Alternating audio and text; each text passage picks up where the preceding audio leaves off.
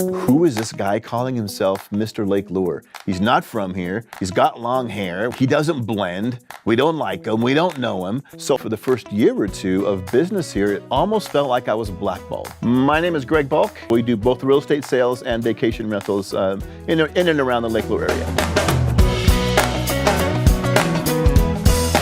Lake Lure is a sleepy little town of about 1,200, and we blossom up to about 10,000 during the spring and summer. It's a very different feeling when you come to Small Town Friendly. In California, you don't know the guy in the next office suite. So I come here and I try and implement all of the big California ways with all the guns blazing. And I made it all about Mr. Lake Lure and all about me, and the local people didn't really take to it. In my heart, I genuinely was trying to go out in the community, do the right thing, and there was this feeling in the community that I wasn't doing it for a genuine reason. And the only reason I was showing up was to put myself on camera. And then we had one of the nation's largest wildfires in 2016. As the fires were going, there were no major news outlets here. And so we tried to fill the gap and get as much information out there via social media as we could. And people were calling my office, trying to get information on what was happening in the area. And that kind of elevated us up. That really brought us our social media presence from kind of trickling along and not giving it much attention.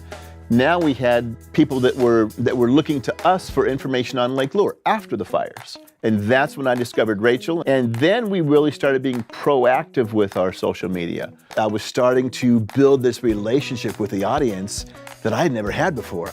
And then one day, Wolf Cutter comes in, and Wolf Cutter says, we need to raise money for the school, we need to raise money for school buses. Can you help us? I said, isn't this what Rachel is talking about? You know, she talks about getting a video and doing this, and I'm like, can we do that in this instance? And he said, yes. I said, okay, well, then let's do this. Wolf had given me a 60-day goal, and their goal was to buy one school bus. We immediately went to social media. People were, messaging me saying, I don't have it today, Greg. But I tell you what, when I get paid on Friday, it gives me goosebumps, right? When I get paid on Friday, I'll send you 10 bucks. Just this heartfelt thanks that I had that people would reach into their pockets when I knew $5, $10, $15, $20 was a lot of money on a small family budget. Bobby and I had a conversation in the office, and she was kind of projecting some numbers. I had never had a video that climbed that fast. And I'm texting her 50,000, 60,000, 70,000, and she's texting back these little emojis like, ha ha, I told you so. And as it turned out, he was able to reach into his portfolio of his social media connections. And within 48 hours, we had raised $8,640 to pay for 2 buses and 2 security cameras on those buses. It was absolutely phenomenal. And then it started to become a repeat theme. I had never used Facebook for business before. What I've learned in this social media journey is that anybody can do it. Anybody can harness an audience.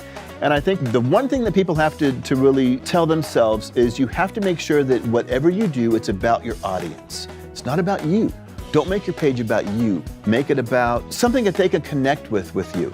You can be proactive as you want to be behind the scenes to garner an audience and get the audience to participate with you, to fine-tune what you think that audience wants to see. The most incredible aspect of our Facebook success has been making personal connections with people. If you don't make the personal connection with people, they're not going to look at you to be the resource. I've found that once you can make that personal connection with the audience, they're more apt to turn to you for those things. The vacation rental side has really benefited from the audience, and it really impacted our real estate business because it gave us the ability to reach people in other markets. So we've really been able to capitalize on that audience that we grew through Moolah, and where you just couldn't do that on a proactive basis before. So look in the camera. Mr. Lake Lure. Mr. Lake Lure, coming at you